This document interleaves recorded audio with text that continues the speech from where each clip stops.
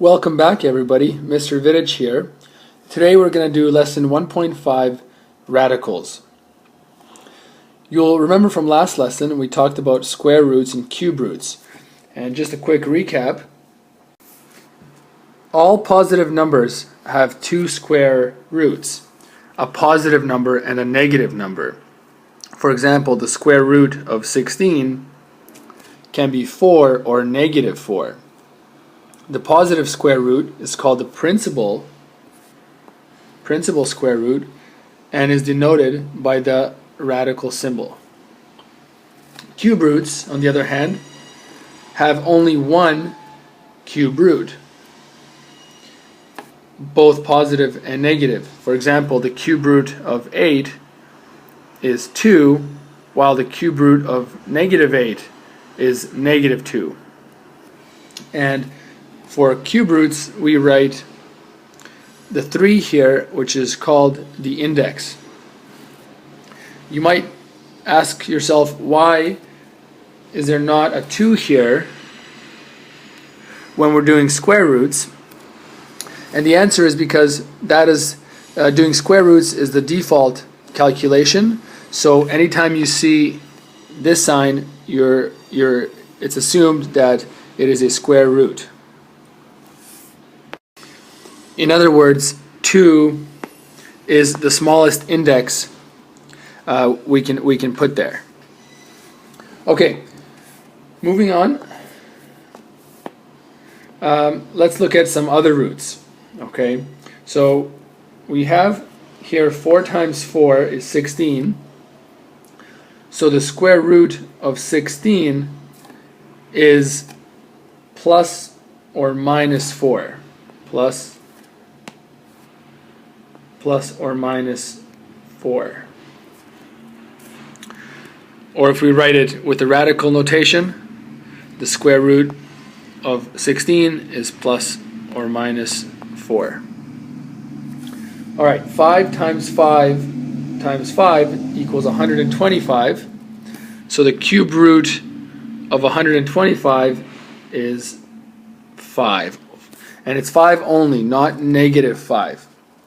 Because negative 5 times negative 5 times negative 5 would equal negative 125. And then here's the radical notation, and the answer is 5. Okay, next one is 2 times 2 times 2 times 2. So we have 4 2's here, and that equals 16. So the fourth root of 16 would be 2. However, if we multiplied negative 2 times negative 2 times negative 2 times negative 2, we would also get positive 16. Therefore, the fourth root of 16 can be plus or minus 2. And in the radical notation, we would put the index here of 4 to indicate the fourth root. Okay, so that would be 2. All right. The next one is 10 times 10 times 10 times 10 times 10 times 10. So we have 6 tens here. So we can say the sixth. So the sixth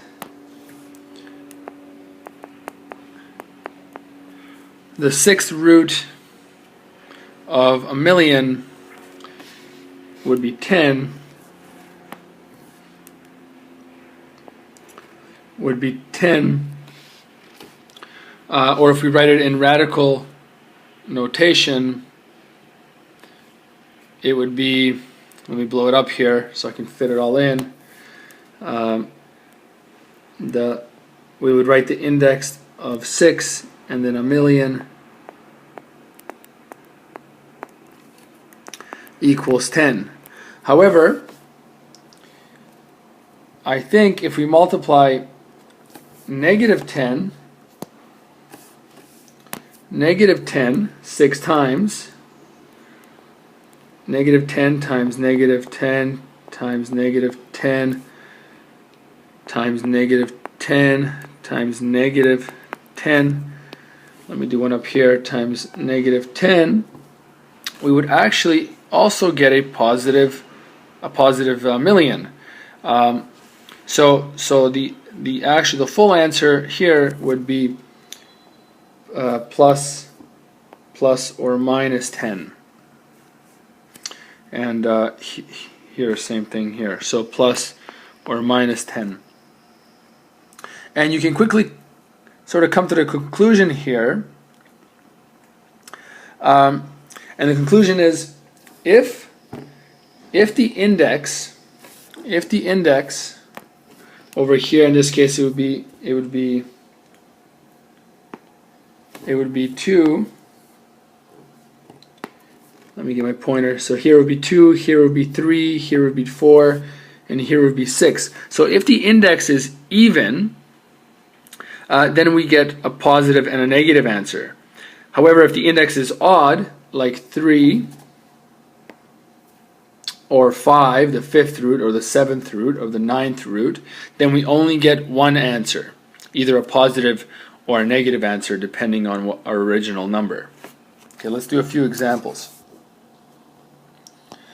So we have the square root of 49, and the square root of 49 would be positive or negative 7. The b here, the third root, or the cubed root of negative 64, would only have one answer because the exponent is odd, and negative 4 cubed would equal negative 64. So the answer is negative 4.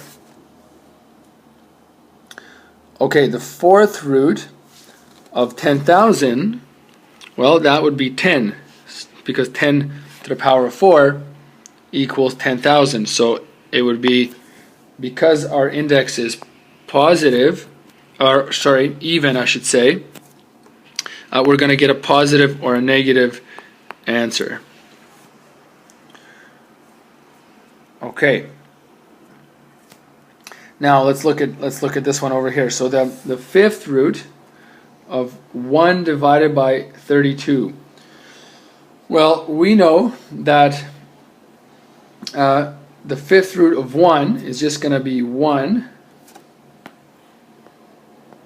and the fifth root of 32 is going to be 2.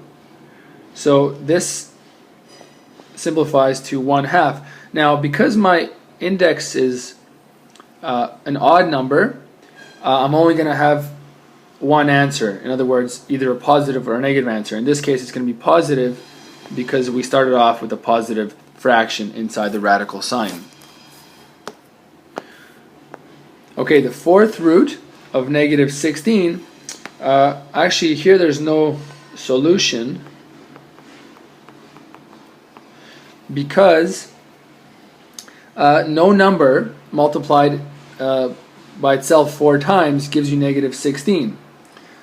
We might think that 2 would work, but let's do a little test here. 2 times 2 times 2 times 2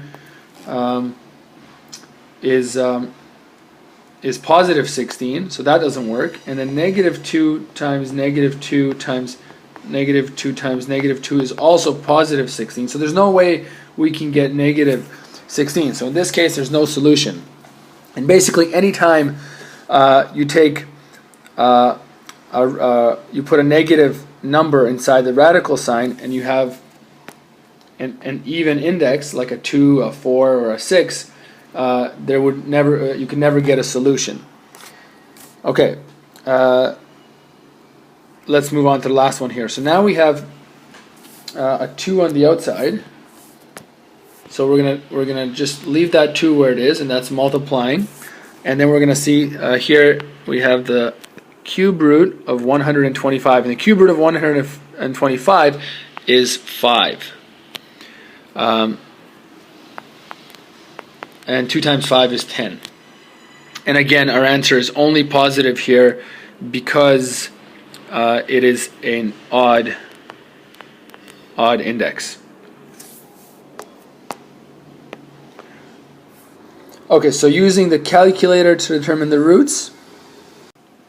So most calculators can do square roots, but if you want to get into some higher roots, like the fourth root over here, you'll need a graphing calculator. So there's a way to do this, and hopefully everybody can follow along here with your graphing calculators. So turn your calculator on and hit the number 4, and then go into the math, hit the math button to get into that menu there. Once you're in the math menu, you'll go down to number 5, option number 5, and option number 5 should be a root sign, and you'll see a little X there, and that X is determined by the number we pressed at the beginning. In this case, we pressed the number 4.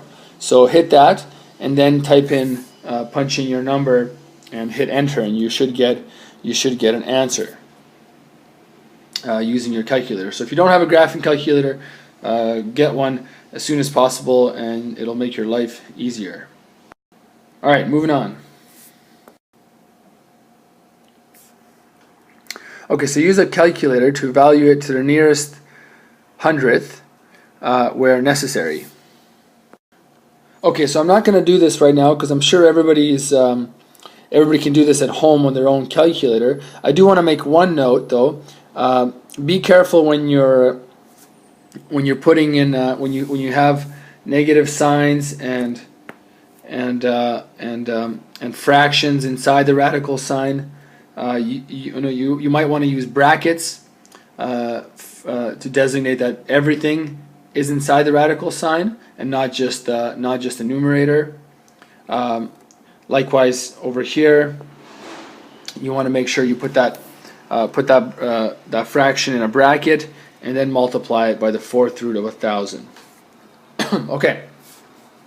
So this leads us to the definition here of the radicals, and it's basically any expression that's in the form of n to the root x here. So n in this case would be the index, and then we have the radical sign, and inside the radical sign the number is called the radicand.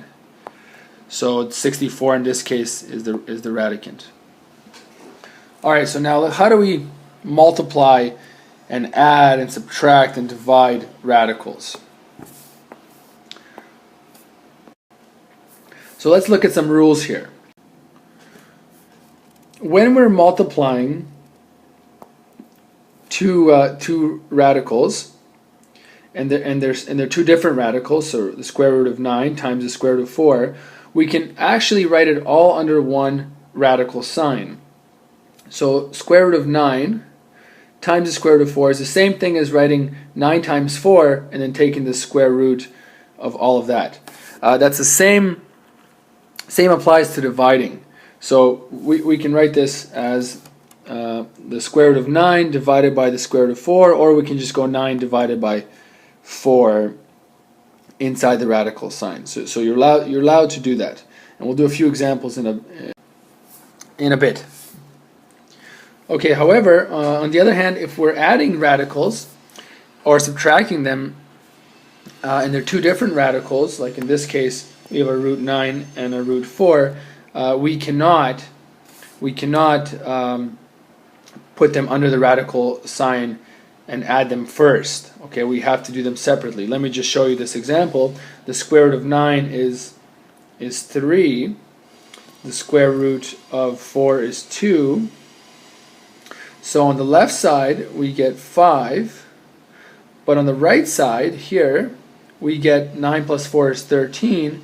The square root of 13 does not equal 5. And same thing over here, we have 3 minus 2 equals 1. However, on the right side we have 9 minus 4 is 5, and the square root of 5 definitely does not equal 1.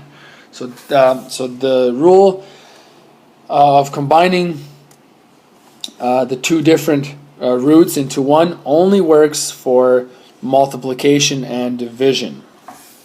And if you want to look at it down here, you can highlight this in your workbooks.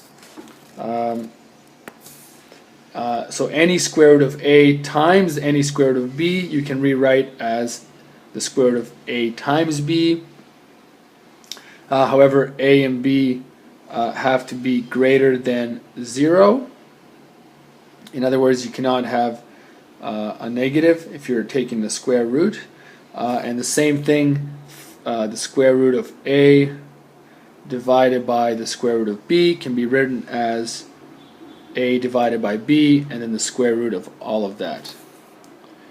Okay, moving on. State whether each statement is true or false. The cube root, or excuse me, the square root of 3 times the square root of 16 is the same thing as square root of 18. That is true because we're allowed to multiply different roots together first and then take the square root of the answer. So in this case, if we look at b, we have the square root of 20 divided by 10. Well, that unfortunately is false because they're trying to trick us here, because the 10 does not have a root sign. So if it did, then we could rewrite this as square root of 20 divided by 10, which would be the square root of 2. However, that is not the case because the 10 is missing the square root sign, so that is false. C here is adding two different roots, and when we add two different roots, we cannot add them together first. So that breaks the rules, and this one is going to be false. Okay, so so example number 5: write the following as a single radical in the form of root x. So x is so we only have one root sign, and as opposed to multiple ones. So let's see here. So root 8 times the root of 3 can be rewritten as the square root of 8 times 3, which is the square root of 24. B here is the square root of 7 times 3, which is just the square root of 21. The square root of 50 divided by the square root of 10. In this case, they both have a square root, so I can just write them under one radical sign, and that would be 50 divided by 10 is 5, so that would be the square root of 5. Over here we have a square root. We have two square roots up top, so we have to sort of deal with that problem first. So I have the square root, the big one here. I'm going to make that one blue, and I'm going to make this one blue here, so the square root of 2 underneath. And then this here inside, the square root of 100. Well, the square root of 100, I'm going to work with that first, is equal to 10. So I'm going to put that 10 over here, and now we can use our radical laws to combine these two into 10 divided by 2, which gives us the square root of 5. Okay. So this one is kind of example number 6 is the opposite of example number 5. Says here it expresses a product of radicals. So they want us to split our answer up into two different radicals. So root 77. Well, we can split it up into anything you like here, but I'm thinking 7 times 11, and then I will split those up into 7 times 11. The root of 20, square root of 27. I can split it up into 9 times 3, or I can do that as the square root of 9 times the square root of 3 is two separate ones. Same thing here. I can rewrite this as the square root of 40 or 4 times 10. And then I can split them up. So here we're doing the opposite of what we were doing above. Okay, that's it for now. Thanks for watching and see you next time.